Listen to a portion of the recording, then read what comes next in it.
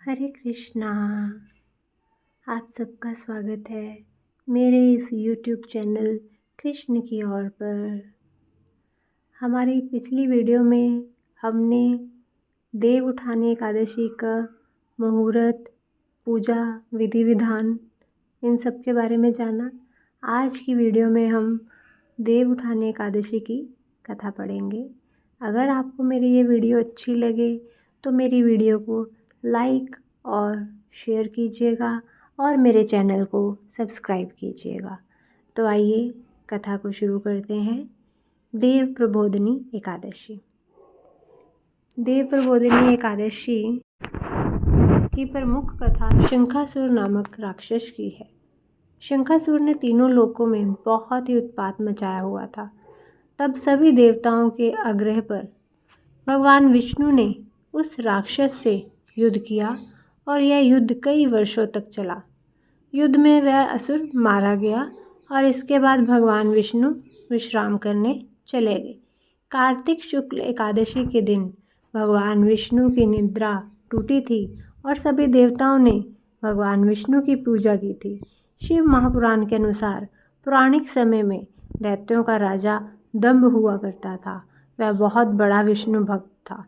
कई सालों तक उसके यहाँ संतान नहीं होने के कारण उसने शुक्राचार्य को अपना गुरु बनाकर उनसे श्री कृष्ण का मंत्र प्राप्त किया। यह मंत्र प्राप्त करके उसने पुष्कर सरोवर में घोर तपस्या की। भगवान विष्णु उसकी तपस्या से प्रसन्न हुए और उसे संतान प्राप्ति का वरदान दे दिया। भगवान विष्णु के वरदान से राजा दंभ के यहाँ एक पुत्र ने जन्म लिया।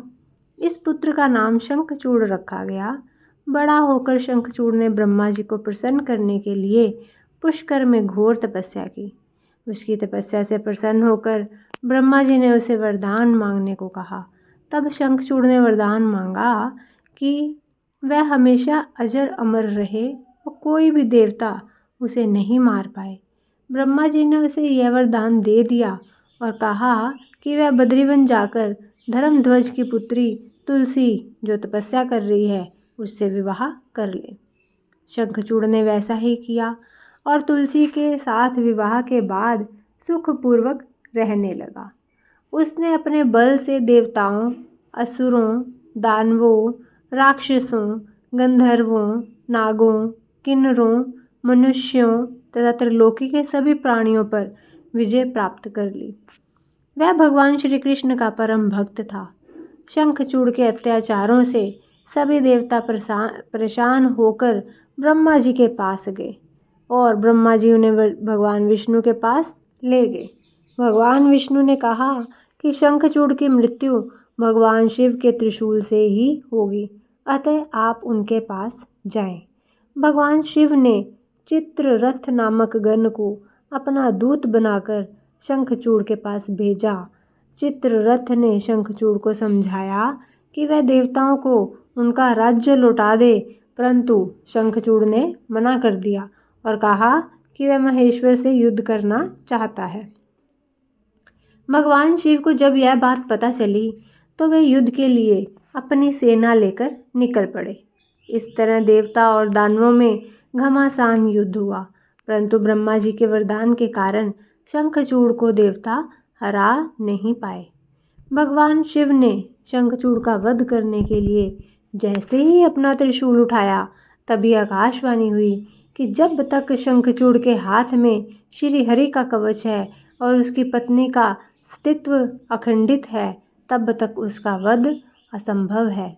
आकाशवाणी सुनकर भगवान विष्णु वृद्ध ब्राह्मण का रूप धारण कर शंखचूड़ के पास गए और उससे श्री हरि कवच दान में मांग लिया। शंखचूड़ ने वह कवच बिना किसी संकोच के दान कर दिया। इसके बाद भगवान विष्णु शंखचूड़ का रूप बनाकर तुलसी के पास गए। शंखचूड़ रूपी भगवान विष्णु ने तुलसी के महल के द्वार पर जाकर अपनी विजय होने की सूचना दी। यह सुनकर तुलसी बहुत प्रसन्न हुई और पति रूप में आए भगवान का पूजन किया व रमण किया। ऐसा करते ही तुलसी का अस्तित्व खंडित हो गया और भगवान शिव ने युद्ध में अपने त्रिशूल से शंखचूड़ का वध कर दिया। तब तुलसी को पता चला कि वे उनके पति नहीं है, बल्कि वे तो भगवान विष्णु है।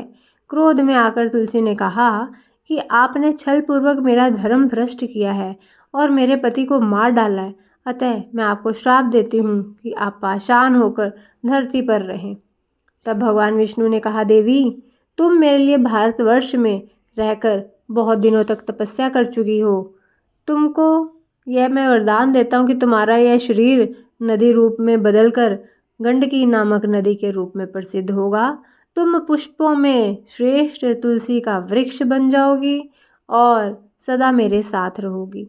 तुम्हारे श्राप को सत्य करने के लिए मैं पाषाण यानी शालिग्राम बनकर रहूँगा। गंडकी नदी के तट पर मेरा वास होगा।